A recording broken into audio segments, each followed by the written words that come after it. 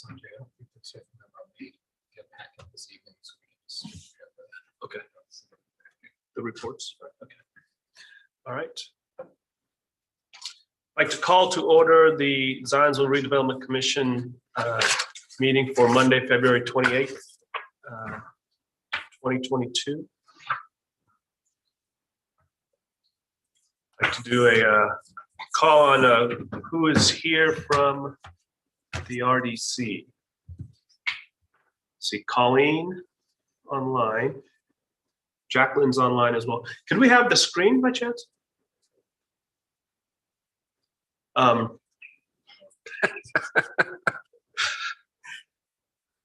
we have Kate and Kent with us.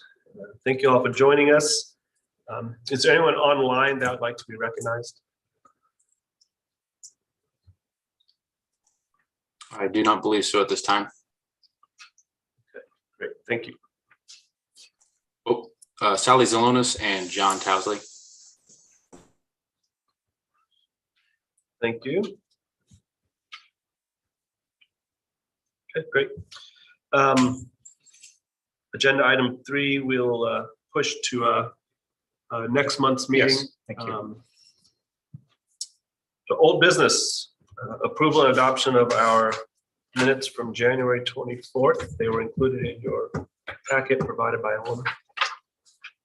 I'll move that we approve the minutes from the January 24th, 2022 regular meeting. And I'll second. Motion is second. Any questions? Hearing none. Wayne, could you do a roll call, please? Certainly. Mr. Patel, Yes. Mr. Ezra, Yes. Mrs. Swanson, Yes. Mrs. Hiddle, Yes. Mrs. Point. Yes. Thank you. Motion carries 5-0. We have project updates for professional services contracts. I believe this is for the appraisal services. Is that correct? Well, actually going to speak to the A&F contract that was Oh, signed, okay, great. specific to the intersection modeling. Just a quick update. We believe we should hear back in about 10 or so days as to results of that effort. That project had about a 30-day window assigned to it based upon notice to proceed.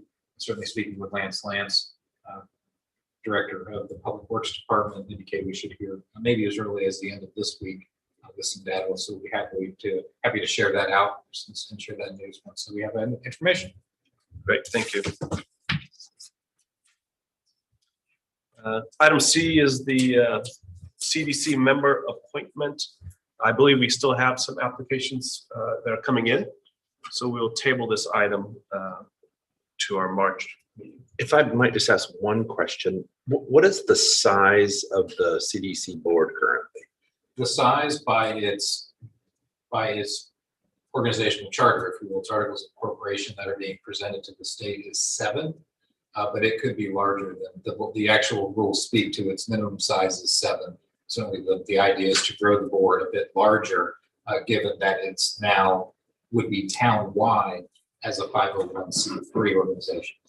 So currently we're just still operating under the 7-member platform until we get other people that want to join the board, or Well, are we expanding to 11? we're striving for 9.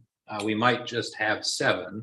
We did have one person resign. Certainly Brooks Matisse, as you know as well, step down, but certainly you are looking to replace that or fill that opening. But there is at least one other opening, and certainly striving to identify at least one more new member, I think, to reach that 7 number. Okay, great, thank you. Sanjay, did you get the information I sent you? I did. Okay, I need to follow up. Thank you for that. Yeah, thanks.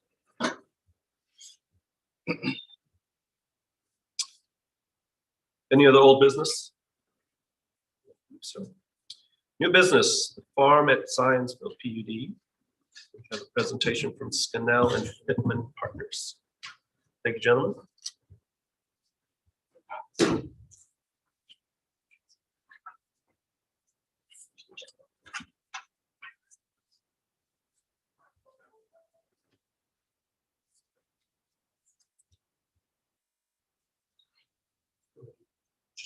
Yep. Okay.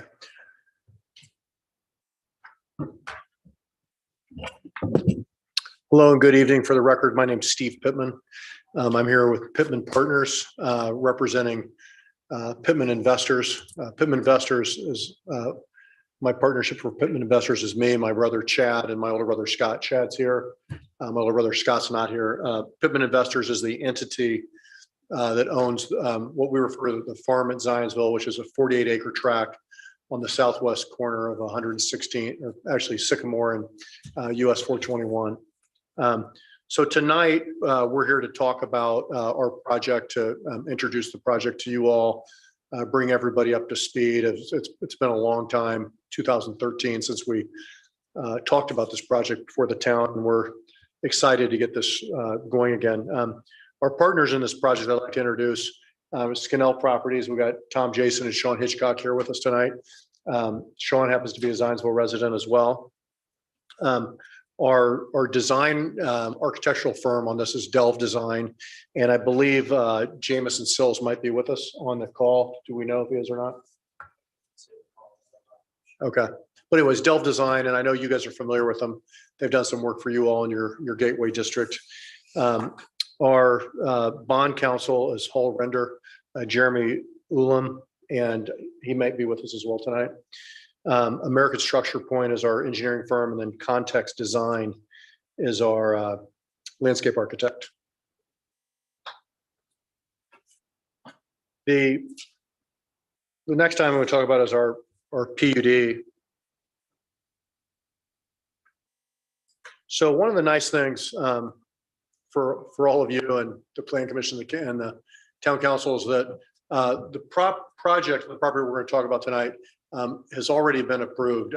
It's been approved under what we call a PUD, or a plan unit development. It's called the Farm at Zionsville PUD. And we rezoned the property to this PUD in July of 2013. And we went so far with the project that in early 2015, we actually had a development plan approved. So the nice thing is the project that we want to develop out there, our plans are that we will comply with that PUD. So we're not discussing requesting to rezone the property, or can we do the types of uses we want to do. To update you guys, since you weren't here in 2013 of the PUD, what we have approved, if you can see the exhibit, this area on the far west, is there a way for me to point to something or not? I'm going to just say the peach colored area on the far west side of the project.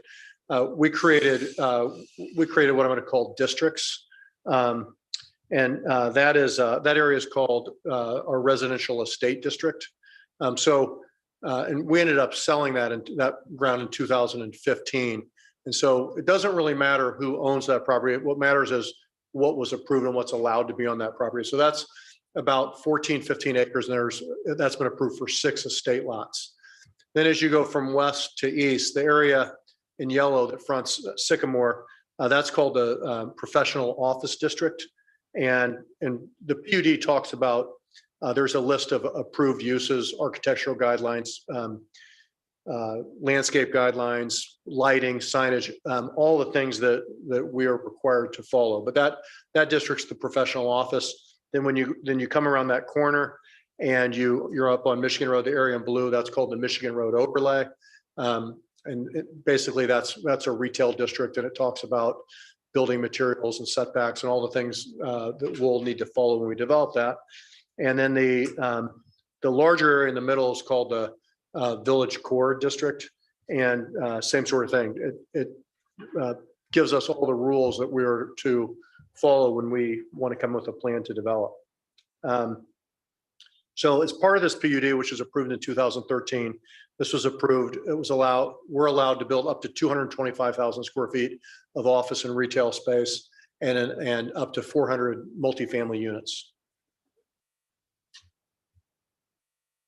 So from the concept plan that I showed you, just showing the different districts, we went further and created a concept plan of how we thought this property could be developed.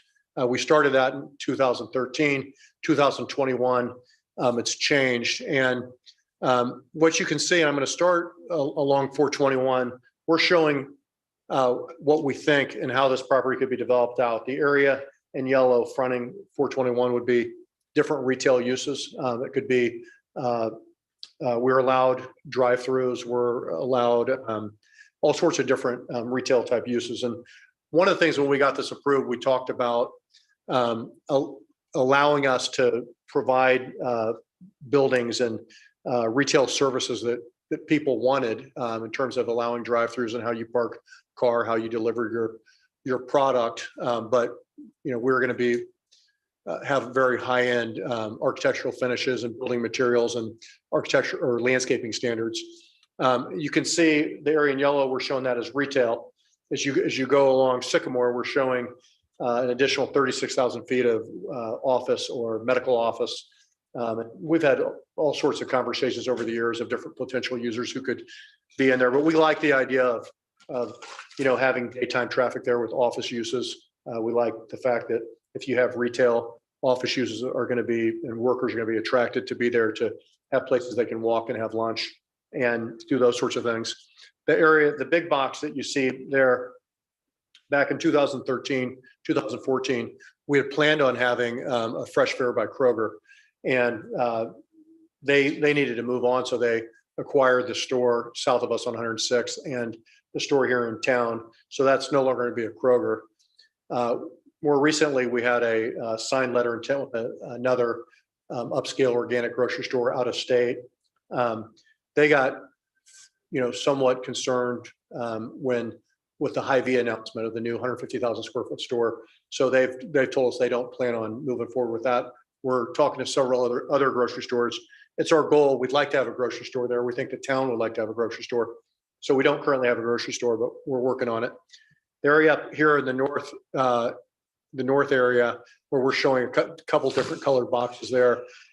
We're talking to several like high-end restaurants that we're trying to bring in the area, and we're put a lot of effort in trying to put some nice common areas, some nice outdoor spaces, some nice plazas, places where people would like to hang out and congregate.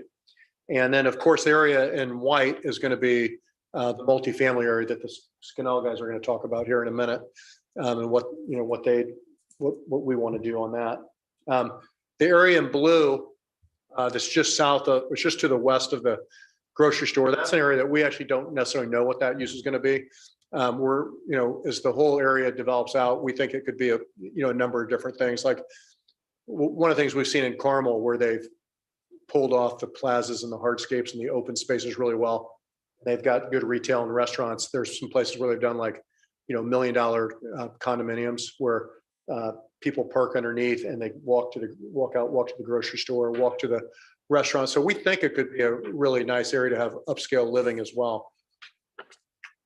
The next page, this is just kind of a blow up of kind of showing some of the things that we have in mind of having these nice outdoor spaces and plazas. These are, kind of design conceptual inspirations that Delv has put together of, you're having dinner and, your kids want to go outside and play and run around and do things, or there could be a musical group playing and having just a lot of different activities out there versus you're coming there and going to a restaurant and leaving. And so we're trying to tie all these different uses together. That's showing what we're trying to do there. The next page, this is showing, kind of some entry signage that we'd like to do at our entries. And this is once again, just Dell kind of pulling out some ideas and, showing our plaza there in the middle, and maybe potential artwork, but also up on our corner, on 421 and Sycamore, we'd always talk to Zionsville and Wayne I'm sure will remember this, about having, besides just marketing our community, to kind of have some sort of monumentation or something out there that says, hey, this is Zionsville now. I mean, everything south is Carmel and but hey, you just hit Zionsville and this is the entryway to Zionsville, and potentially have some wayfinding type signage that sends people into downtown Zionsville, and some of the things that you guys as a town are trying to do be consistent with that. the next thing, and these guys are going to get up here and talk about the multifamily, but I want, before they talk about that, I just want to talk about our family's decision of partnering with these guys. So when Scott and Chad and I and our dad were trying to do this thing in 2013, 2014, we had a vision of, very upscale project, and not only for the retail, but also the multifamily. And we thought we were going to lead with the retail, and the multifamily would come after. But at the time, as we talked about the multifamily that we envisioned, a lot of the multifamily people would say to us that the market won't support the rents. The cost to build this and do this won't support the rents that you guys, and this concept that you guys are trying to do.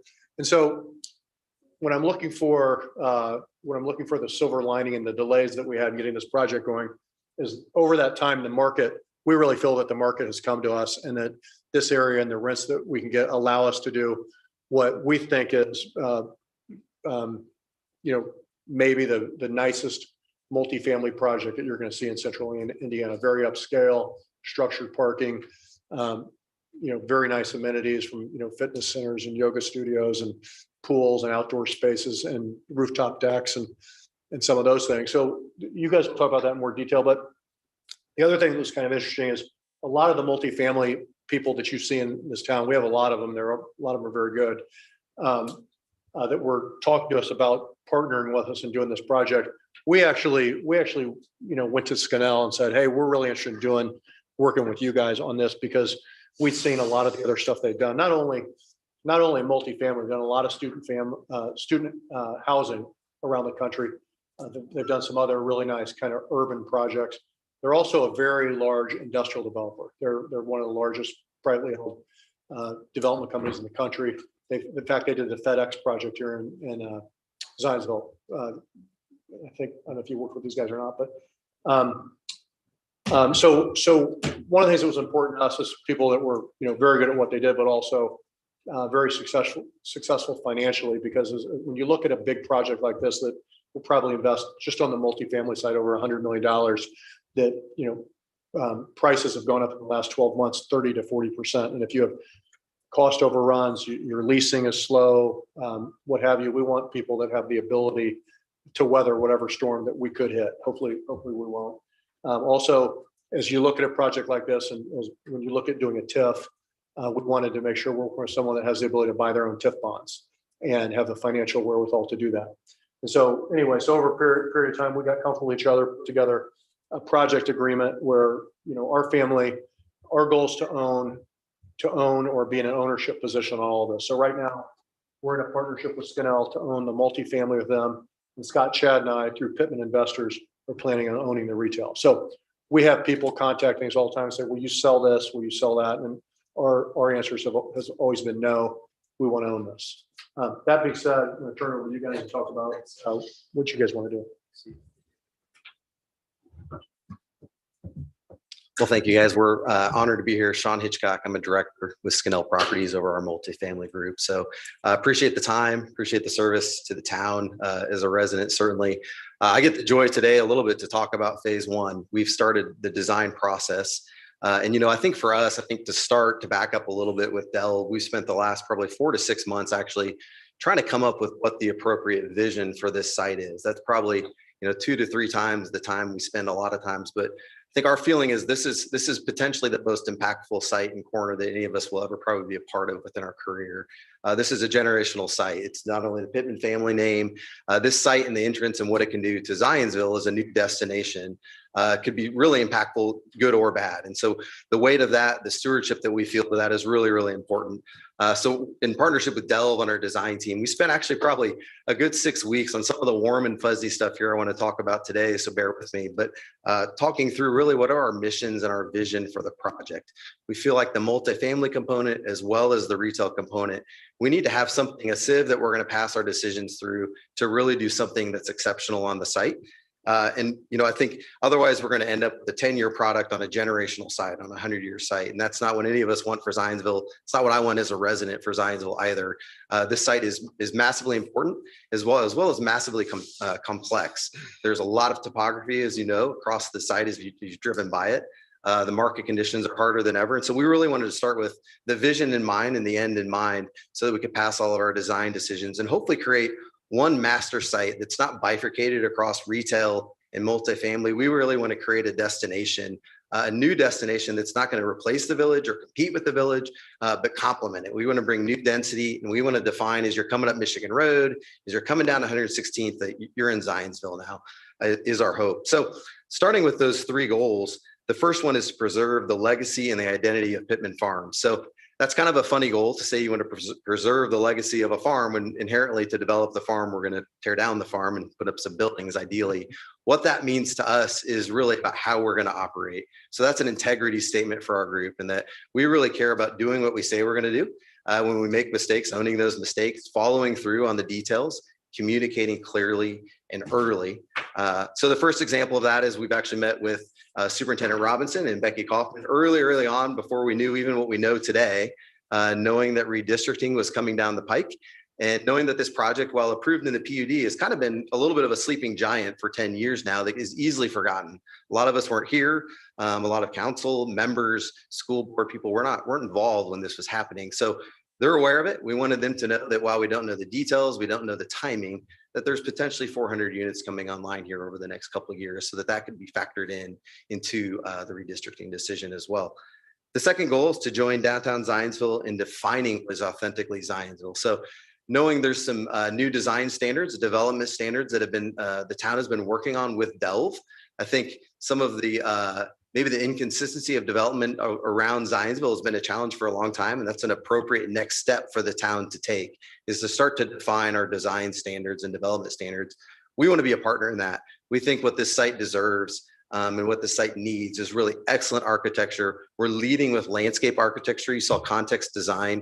To have a landscape architect involved early, thinking through placemaking, outdoor spaces, recreation. How does this connect? How are there pathways? How does the retail experience merge with the residential experience that merges with just a resident that wants to go and walk around the pond?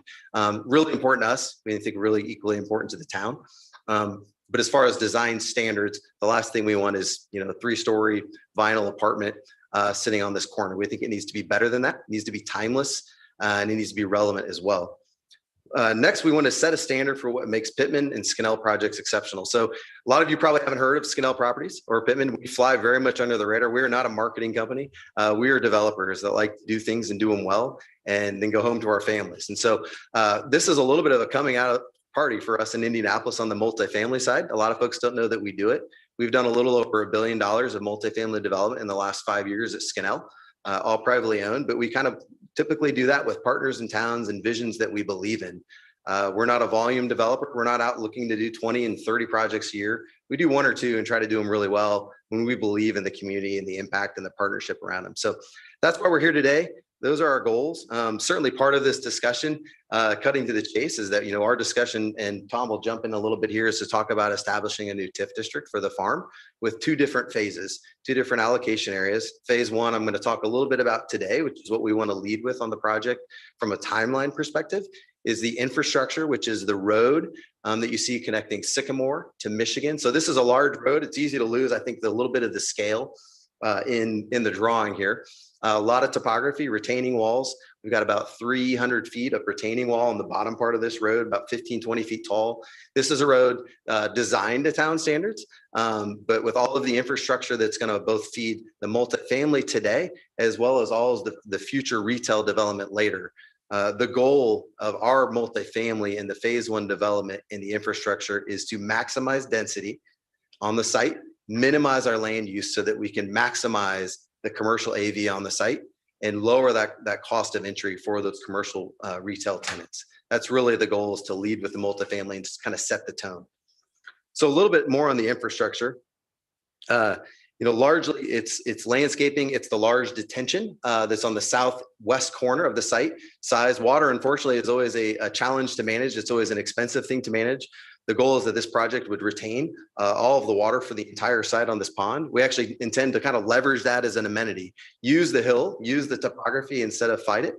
So while we put that road in, we put the retaining walls in, put in the islands and all the landscaping. Our hope is to put in access paths and walk paths for dog walking for residents and the public alike that are visiting the area.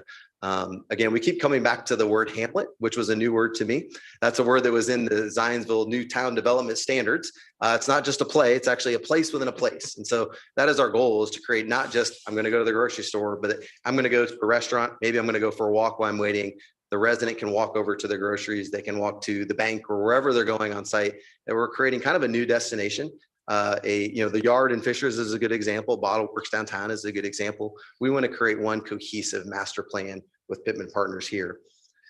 So moving on a little bit into the apartments.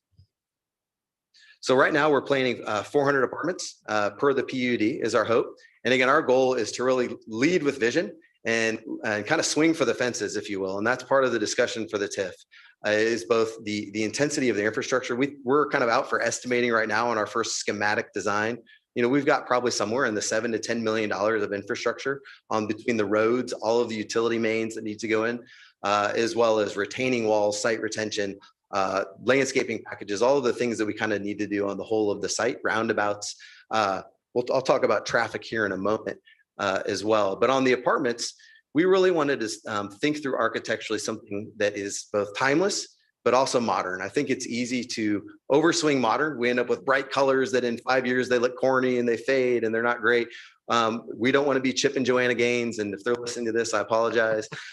We want to do something that is timeless. It's got depth of materials, but it's also going to look great 20 years from now. And it's going to set the tone for what the expectation is in Zionsville and set the tone as well for the retail tenants. This becomes one location.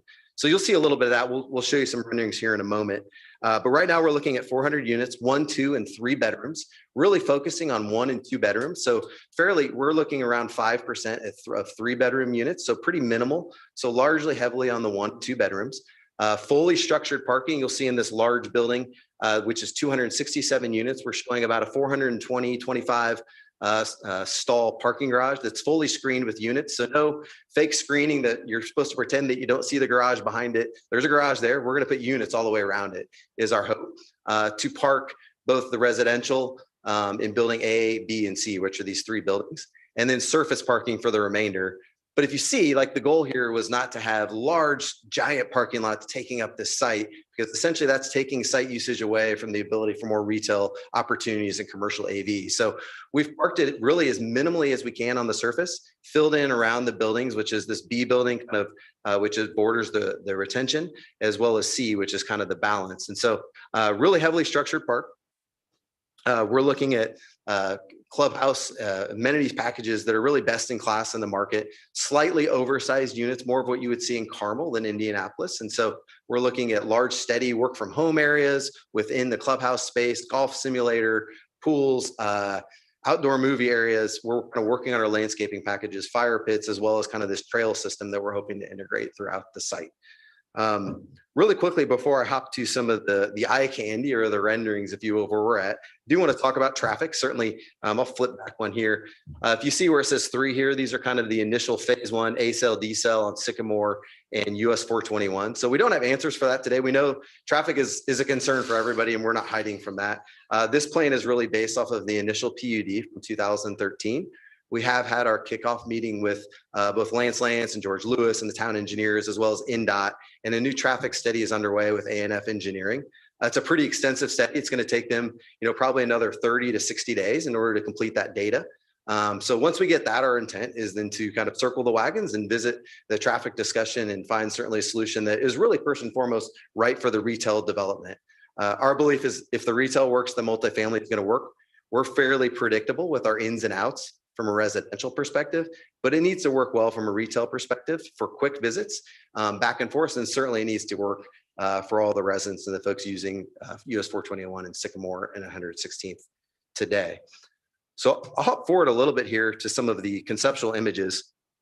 Again, these are concepts based off of kind of the proposal that Tom's going to talk through today. We've had some early discussions with Crow, but we don't have all of the numbers and the assessments back yet today. Our goal today is really to introduce you guys to the project, talk a little bit about the vision. I think that is an important thing to lead with.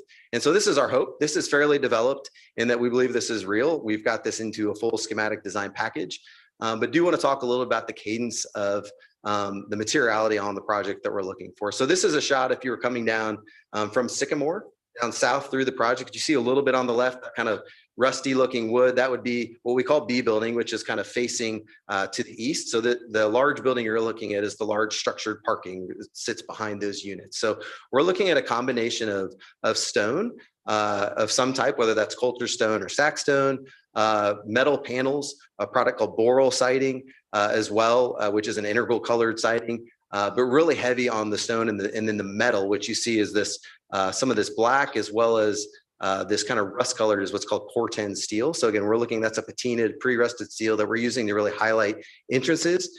And really, I think our hope is to bring kind of the nature and the beauty of the site to the facades as well as indoor and kind of celebrate what it is, which kind of goes back again to preserving the legacy of this farm. So we want a slight agrarian look, but we don't want to overdo it, right? We don't want this thing to be outdated and corny in just a few years. So this is the first shot kind of looking down. You see this kind of section right in the middle. I wish I could point where you see that Corten steel. That's our clubhouse with kind of a drop-off area as well. So the hope is that by the time you get down through this road, which drops about 50 feet down the road, it's really a residential, quieter area.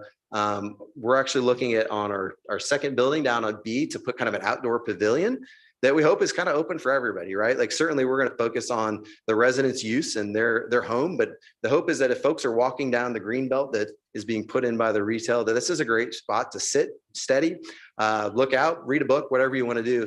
Our hope is that that can be a neat outdoor amenity space that again is really leveraging the topography. You're set down from the roads. You've got the river or the creek down there as well, and looking out over our retention pond. But this is a good shot of kind of some of the materials we're looking at. On the south side of A building, you'll see this is a 4-story building, except for this one section here, which we're actually going to have a subgrade level, which is where most of our 3-bedroom units are. Those are actually 2-story, for rent still townhomes that are 3 bedrooms. And so just on the south face of the A building, we're looking at a 5-story section, but the whole project as a whole is still 4 stories on average above grade plane and underneath our height limitations within the PUD, which is our goal. So a little bit of precedent imagery. These are what's funny. This is what interior designers do. They put a bunch of pictures but it's trying to cast the die for what's our target, what's kind of the vibe and the look and the aesthetic that we're looking for, the level of quality, the level of finishes on the project. So you start to get a feel again of starting to look at the nature and bringing it inside. A lot of warmth materials, timeless, not trendy, a lot of woods, a lot of greenery, greens, grays. We're really excited about the direction that it's taking. I should mention our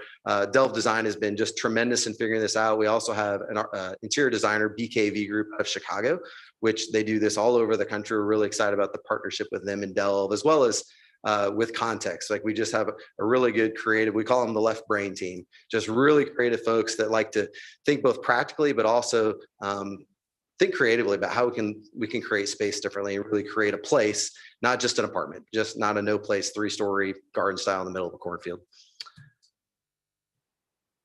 Skip one a little bit. These are actually some precedent images of some of our previous projects that have had, all of these have had TIF as well within the Indiana market.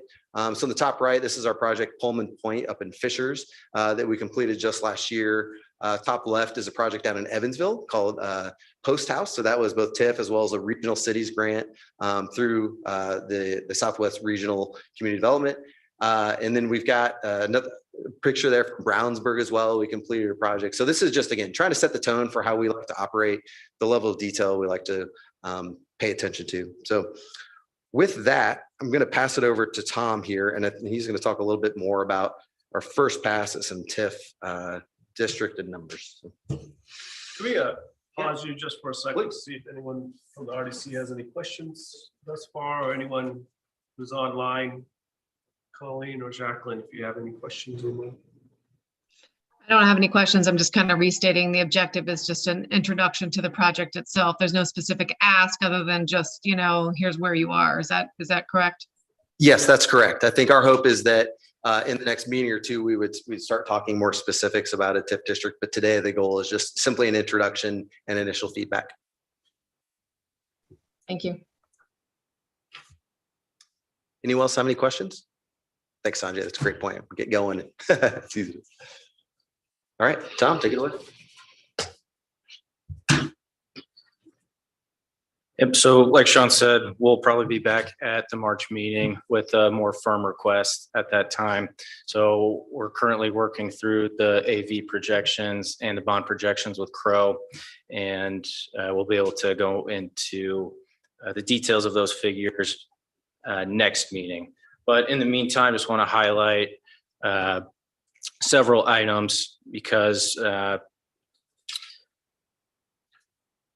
we've been having these conversations, don't want to introduce the project without giving you all some context. So we're anticipating making a TIF request of 95% on the phase one, which with the TIF, we'll request the establishment of an economic development area and a TIF allocation area. The phase one will be developer backed, so we will purchase those bonds, which will not create a general obligation on the town. And although we won't be making the request at the March meeting, we anticipate a future request for the phase two of 50%. The purpose of these bonds will be to fund the phase one components that Sean talked about earlier. These include the master infrastructure, the site work, the retention, and all the utilities necessary for any development to occur. We'll provide funds for the parking garage, which allows the increased density, not just for the multifamily component, but also the retail component, allowing us to achieve the maximum density that is allowed within the PUD. The bonds will also provide for higher quality architectural and site design elements that would not be possible without the TIF. It will also provide for, or once the master infrastructure and utilities are in place, it'll provide pad-ready retail sites to attract and procure retail users for Steve and Chad to move on those opportunities expeditiously. And then just real quick to walk through how our proposed phasing and structure is proposed the way that it is. Everything's interconnected, starting with the infrastructure. The infrastructure is what allows and supports both the multifamily and the commercial development. The multifamily is the first in and becomes the population density that supports the phase two commercial development for those reasons that Steve highlighted earlier. The multifamily is the first in and becomes the source of the phase one tax increment. That tax increment is the revenue stream that supports the bond, and the bond pays for the infrastructure and those elements that allow for any of this development to take place. The sum of these components in the structure creates higher long-term assessed value and therefore higher long-term tax collection from the increased density, provides a best-in-class development with enhanced design standards and components that otherwise wouldn't be possible. It also brings a best-in-class product to what we see as the gateway into Zionsville and some of those community elements that enhance the resident, or not just the resident experience, but the overall experience for the community and the product that we're bringing to the community with the trail system and Green Plaza and other elements that we've been talking about. Again, we're still working through this with Crow and just want to highlight a couple items here tonight. The first being the existing school referendum that is 30 basis points. And so our 95% request is after the referendum is paid. And so that request, or rather what is pledged towards the bonds, is an effective 81%. Similarly, on phase two, that 50% is after the referendum is paid. So the effective percentage of the increment that's applicable towards the bonds is 42.6%. And that brings the aggregate total request for the increment pledged towards the bonds of 67%, which is what allows for phase one and phase two to take place. The other item we quickly want to highlight tonight is the current tax base, which is negligible for the 48 acre that are not part of the estate portion of the PUD. Current tax base is $1,100, but once phase one is fully assessed, we project, this is our internal projection, still needs to be verified by Crow, but so we've provided a range for that reason. Once phase one is fully assessed, the portion that we project will be collected by the town, which includes the 5% not pledged towards the bonds in the referendum, be between $196,000 and $235,000 annually. Phase two, Similarly, 354 to 413 for a total of about 550 to 650,000 collected by the town annually. And once the TIF expires, we're projecting the town to collect between 1.6 and almost $2 million. And that doesn't factor in any growth rates, but is still significantly greater than the existing tax of $1,100.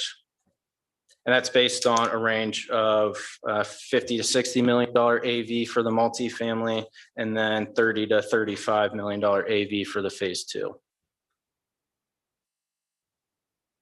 then lastly, real quick, again, in the spirit of today just being an introduction, setting expectations, we'll be back at next month's meeting with the firm phase 1 request.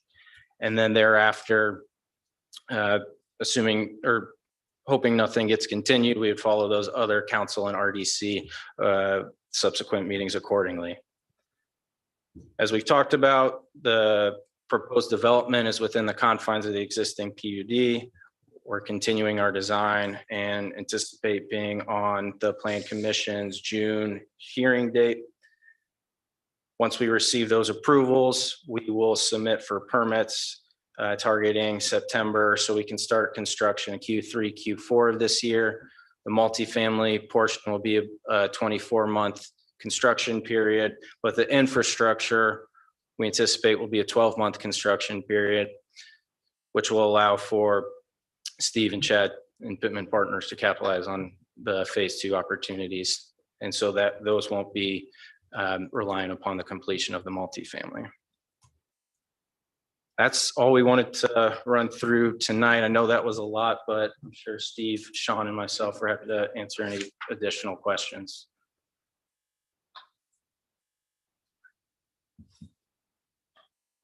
So you mentioned a TIF on the residential portion, I'm the school board guy. Everybody thinks I hate residential development anywhere I go, but so in the conversation with Becky and Scott, did you guys talk about school impact, or do you guys have your projections that we share our?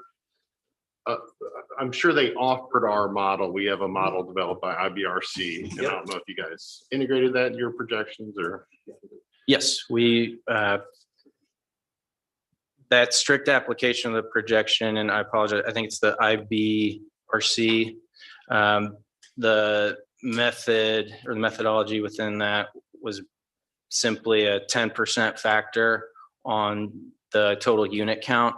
So that would suggest new students totaling or 40 total new students.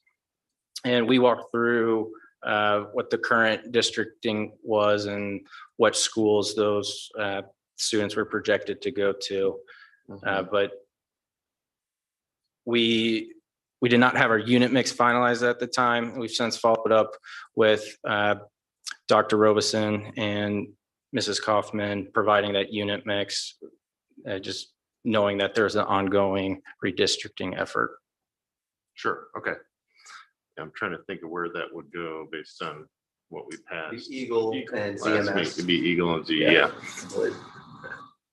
Yeah, I just, we appreciate, of course, there's often a little bit of a disconnect between the developer projection of impact and our projection of impact. And we appreciate being brought to the table early on in the process, because usually by the time it comes to a resolution, a lot of people have made their minds up. And even if it's, we're sitting on a handful of projects across our townships that, one's going to cost us $80,000 a year, another's going to cost us $120,000 a year.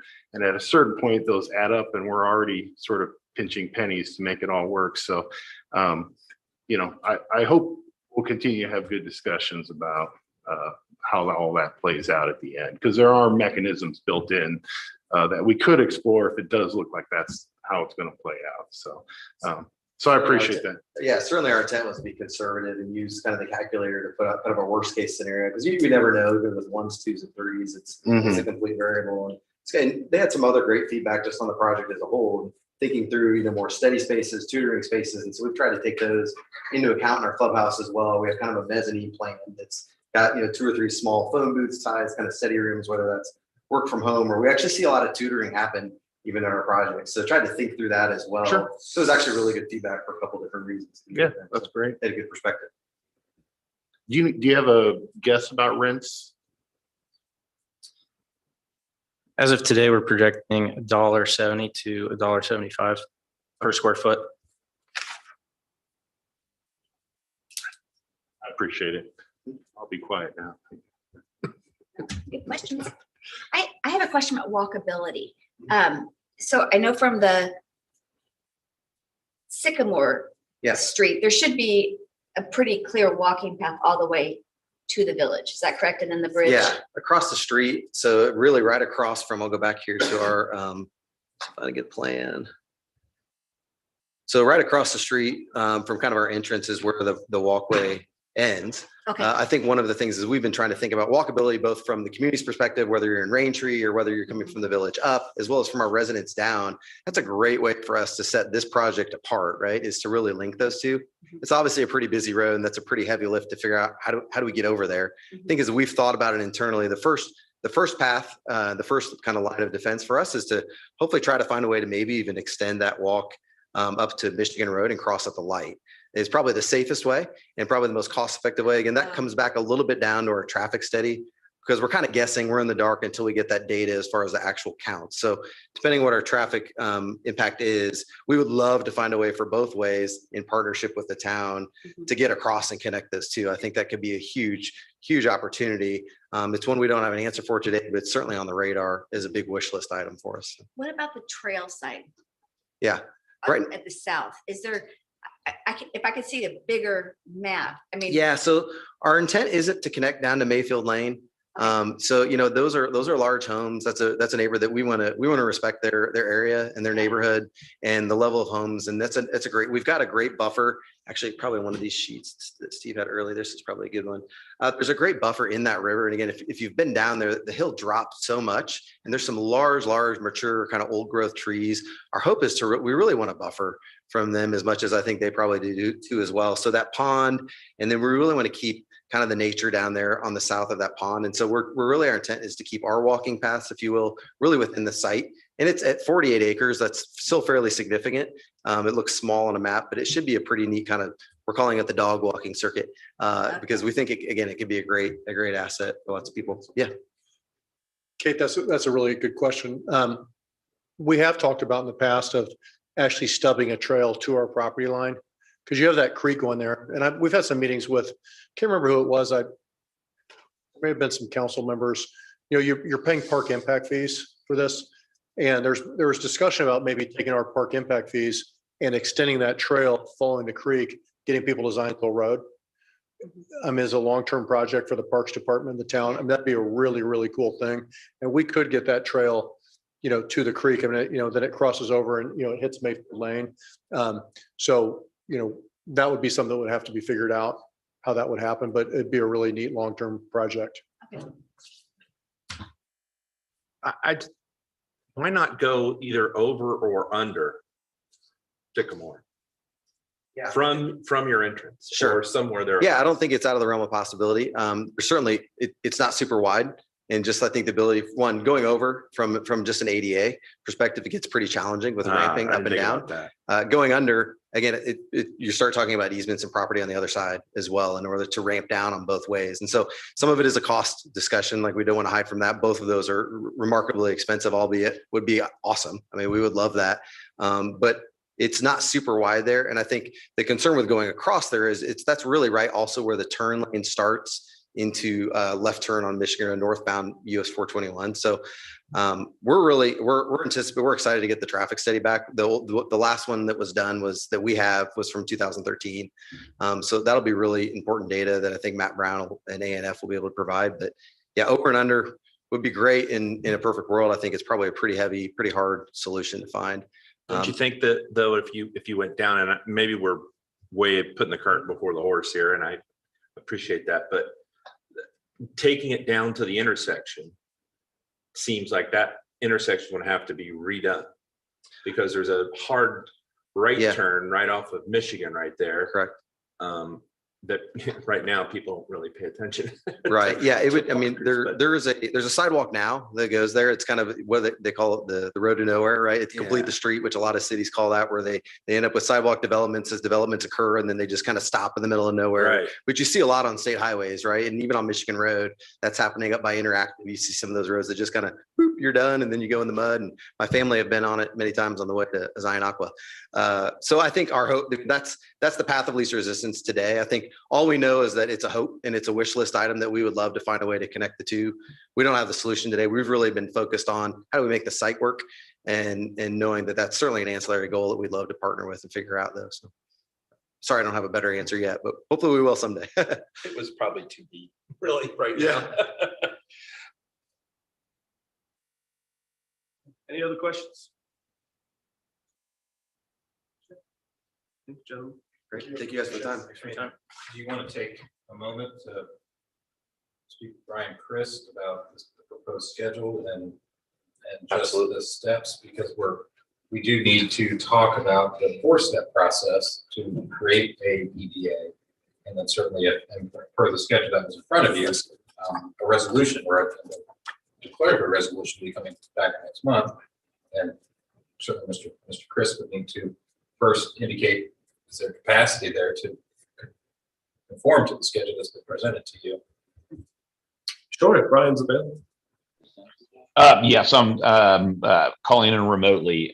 So the schedule will be by necessity longer should the RDC choose to move forward because there are certain time deadlines that must be taken into account in establishing the EDA for the TIF collection area. So we appreciate you want to move quickly, but the timeline, even under the best of circumstances, would be likely more lengthy than that. And I know that Heather James, who's not on the call tonight, who works on bond matters and advises the RDA or the RDC with respect to these issues. She's not on tonight, but I know she's looked at this and is practically working on a timeline. That's great. Yeah, we understand, and certainly we want to push as hard as we can with just the timeline, knowing that costs are continuing to increase every day, and obviously winters are real. But we understand we got to go through the process. In the process, you guys need to take your time to do it appropriately. So we understand that. Brian, do you mind expanding on the timeline a little bit more in depth for me? Because I kind of forget. Or for me, walking through the process of what we need to do to establish a new tip zone. Okay, not my area of expertise. I just, it's really Heather's area of expertise, so I'm sorry. But there will be hearings that have to be held with respect to establishing the EDA, and so there will be a timeline associated with that, and then you'll have to move through the bond process as well if you chose to issue developer purchase bonds. Although it will not be the RDC that issues them. And I'm happy to give a little bit of additional depth just from my experience with prior projects. Certainly the RDC, Holiday Farms, Apples Crossing definitely come to mind as two projects in this group. This body is focused on what's called the but-for test. What is unique about this project that would be achieved by the TIF bonds that would not be achieved otherwise? Would the project take longer? Would there be different aesthetics or community impacts depending on timing? Certainly, as it's been indicated this evening, one of the major impacts to the positive to the community is the funding, the sharing of the costs of a parking structure, and certainly that impacts from aesthetics, environmental, and others, stormwater, as to how that system works. But I think collectively, as provided you to this evening, there was very, very much focus on the phase 1 of this project, but your TIF district that you would create through an EDA would be much broader than just this project. It would be all the elements. So certainly, happy to provide you prior minutes of those meetings that this group worked through with Appaloosa and certainly for Holiday Farms, but certainly council certainly Heather James, who leads that, the specific vein of topic, can certainly guide you in all those check boxes. Yeah, Heather will be able to put together something really quick. She does this all the time, and she's already, been engaged with this project. So I apologize. I'm not a bond attorney. I just sometimes have to play one in a pinch, and that's what I'm doing right now. Thank you, Brian. Thank you. Okay. Any other questions? Yes. Thank you. Thank you.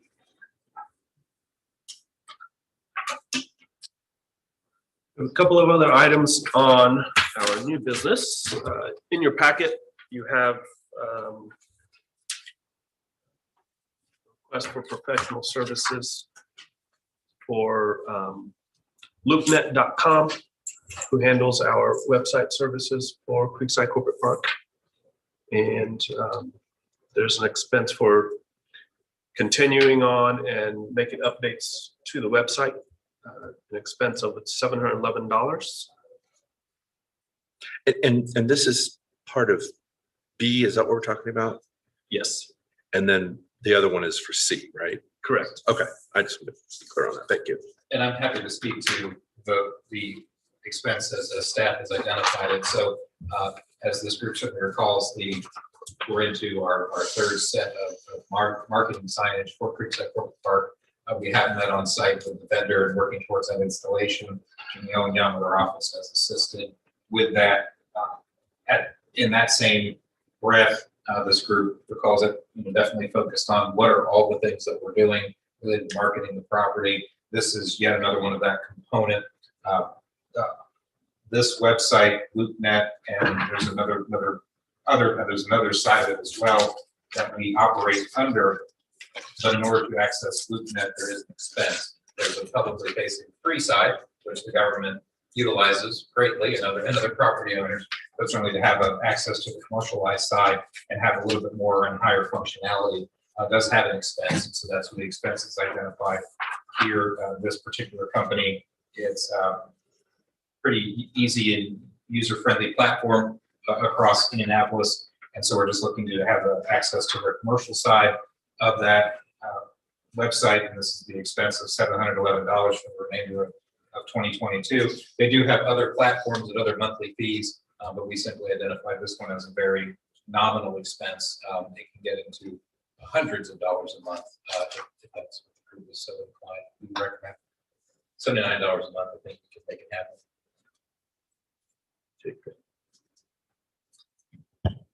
Any questions for Wayne in regards to this additional service with loopnet.com?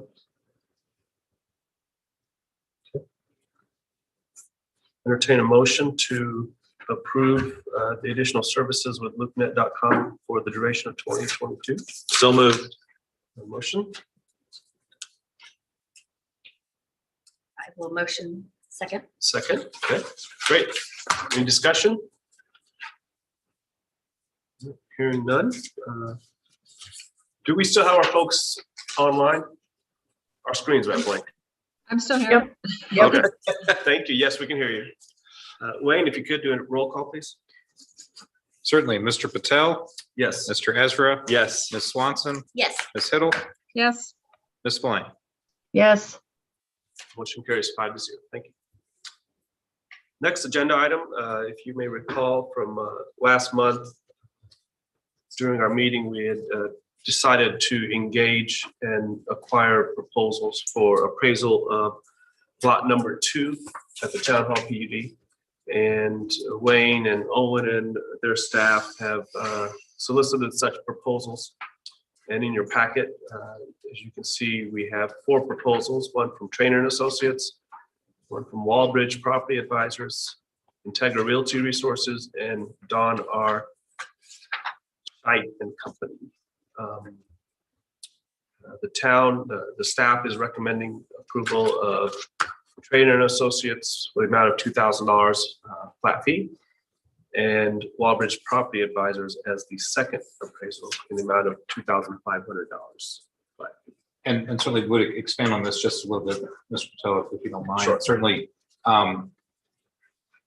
I believe this topic generated after the RDC meeting. I mean, we may have talked about it a little bit, but really the nexus of it, bringing it to you is part of that strategy that the town wants to take in terms of dealing, addressing all of the real estate pieces that we own. And so we're certainly bringing these to you. If you're ready to move tonight on these, that would be great. Any additional discussion, happy to have that as well. Certainly staff's recommendations do not change from the numbers that you see in front of you. And looking a little bit more closely at the Integra Realty resources, they also have in their letter that they submitted, it does speak to expenses are included in their $2,500. It could have been that an email that we saw may have said it differently. So I want to be super clear about that. But certainly the first two, the top two, have a much shorter return date. If you were to look to further split the differences between Valbridge and Integra, Valbridge could have something back to us in 14 days. Integra speaks to 35-day turnaround if you're looking for a differential. I can tell you that we've utilized both Trainer and Valbridge routinely, have had great service. We've not yet to have the opportunity to have engaged IRR Integra. I look forward to it at some point in time, but certainly the split and the return dates, if you will, doesn't change staff's recommendation to you this evening. Frank, could you remind me what lot 2 is? So lot 2 here at Town Hall is the vacant parcel that you drove by on your way in this evening. So we're looking out, it's on the left. Correct. Okay. And certainly what we would strive to do is obtain appraisals, and then there is a whole separate process that the redevelopment commission would go through if you were to choose to dispose of the parcel. But at least having these appraisals in hand would give you an idea of course, what the appraisal could come in at. And then I believe the appraisals are good for 6 months before you would have to consider reappraisal in terms of a public disposal process. So you have a few months to make some decisions as to your next steps, if you so choose. Does public disposal mean selling? Correct. I'm sorry. I'm using So words. I want to make sure. Sorry, no, it's selling, but you're bound by Indiana code. Again, I'm not a lawyer, but certainly experience has shown me that, the government is not in a position to just simply sell real estate. You must go through a very specific process to prepare it for sale. And then once you have done the appropriate process, which Brian Chris actually helped you with in 2000, we actually redid this for Creekside because we're looking to sell the parcels in a different manner. So this would be going through that exact same process again, preparing it for sale, going through that public marketing process, and look at ultimately soliciting quotes and having an open date as to those responses coming in. And then if there are not adequate responses that don't match the criteria that you published, you can move through sale in a different manner. But yeah, I'm sorry, disposal is another word for sale. Got it.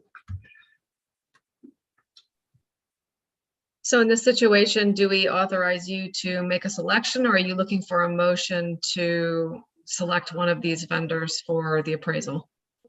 We need 2 appraisers hired. And so we would look for an approval to select 2 out of the 4 vendors to move forward via motion. Certainly, Mr. Christ, is there anything different or exceptional or different that we'll need to do than given our public sale process we'll need to go through? Nope, that complies with the process. I'll move that we accept the Trainer and Associates and Valbridge Property Advisors as the 2 entities to do the pricing quotes for the real estate here on lot 2. Second. Motion and a second. Any discussion? Questions? Hearing none. Wayne, if you could do a roll call, please. Certainly, Mr. Patel, Yes. Mr. Ezra, Yes. Ms. Swanson, Yes. Ms. Hiddle, Yes. Ms. Spillane. Yes. Motion carries 5-0. Thank you. Final item on new business are claims for approval. In your meeting packet, you should find a list of claims totaling $551,598.85. More than happy to go through, find my line if there are any questions. And when you say that, Sanjay, you mean this, what I'm looking In this at? packet towards the back, you'll see this. Well, I see this, but what I'm And then asking, right behind it will be Right this. here. okay. Oh, okay. Sorry. This is Colleen. What's the grant line item?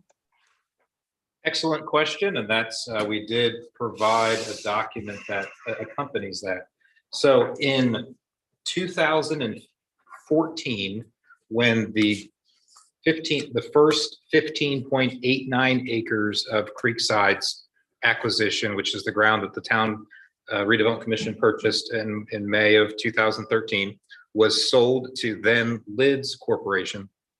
One of the several tools for economic development purposes that was awarded to then Lids was a $400,000 grant that was to be dispersed over a certain time frame, and that time frame is articulated within the 2014 documents that were executed with that Lids transaction.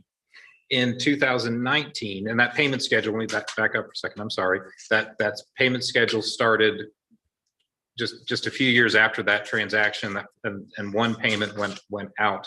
And that when Group 1001 acquired the property, they also specifically acquired that particular grant and that license, if you will, to continue that funding stream. And that is actually memorialized in the 2019 contract that we did email out just for reference, because of course we would want to have this conversation for sake of clarity. So thus far, Lids received $25,000 as the initial payout from that schedule. Group 1001, per their acquisition, received the first $100,000 distribution and received that last year. This $100,000 that's in front of you this evening is the second disbursement of that $100,000 line item. There will be one additional $100,000 disbursement in 2023, and then the final disbursement is in 2024 for $75,000 for a total of $400,000 being dispersed. But again, this is based upon a contract that was executed with Lids and then assigned to Group 1001 in 2019. Thank you for the explanation. So like similar such authorizations, we are simply approving the check to be written essentially for prior commitments made by prior contractual obligations. Is that a fair summary? That is correct. That's on point from previous conversations as well, as you pointed out. So, and actually all of these items, except for the Ice Miller legal fee item of $6,000, these are all prior agreements, either bond issuances. The Huntington Bank is related to the Metronet TIF that was set up for them. So yeah, again, all of these, as you pointed out, they are prior agreements, correct? I move to approve the claims as provided in our packet. I'll second.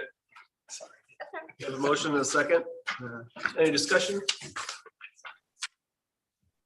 Hearing none, Wayne, you could provide a roll call, please. Certainly, Mr. Patel, Yes. Mr. Ezra, Yes. Ms. Swanson, Yes. Ms. Hiddle, Yes. Ms. Blaine. Yes. Motion carries 5-0. Thank you. Thank you. Any other business from members of the RDC? I would just express that we will need to have signatures affixed by all members on the claim form, including those that are not here tonight. We need them to stop by Town Hall at their first opportunity. Will do. Thank you. All right. Any other business, Wayne? No, I think we're good. Actually, this is Brian, real quick, before we all leave. We should have, even by tonight, the timeline and procedures that we discussed earlier with respect to the proposed TIF district. Thank you. Thank you. Thank you, Brian. Motion to adjourn? So moved. Meeting adjourned. Thank you. Thanks, Thank everyone. you. Take care. Bye-bye. Thank you. And just out of fairness, we received that PowerPoint, I don't know, a few hours ago. Oh, sure. Us seeing that schedule and the fact that they're gonna come back next month with a pitch